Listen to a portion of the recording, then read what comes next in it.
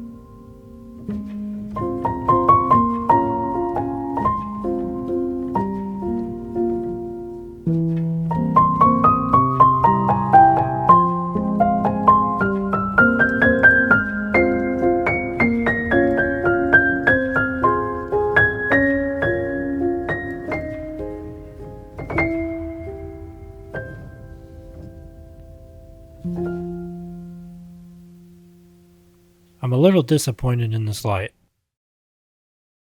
It looks beautiful, you could see it in the intro, but the output of the light is terrible. So what I'm doing here is giving you a demonstration of the stock light, which is going on right now. And basically I do the same thing twice. I ride through the same neighborhood and the same lighting at the same time. It was literally like 10 or 15 minutes apart. And you can see by the lighting that it's not super good with the stock light, but honestly, the RAD power light, not sure if it's even any better at all, but it does look cool. So I'm at a predicament. Do I keep that light and then buy a more powerful light, or do I ship it back? We'll see. I do have another light coming that I just ordered from Amazon. It's the same one I got on my electric XP, and the output on that is perfect. You don't need any other headlights. You can see everything. It's super bright. So as soon as I get it, I'll show you. Now here's the output of the RAD Power Premium headlight. As you can tell, it is not very good. All you get is that one single beam of light that you see in the middle of the screen. And I don't know if it's just the way the light's designed or how it's mounted, but you can see it bouncing up and down, and that's a little distracting for me. I'm sure it's distracting for drivers. So definitely not something I want to do. I will try to secure it more if I decide to keep it, but we'll see what the alternative does.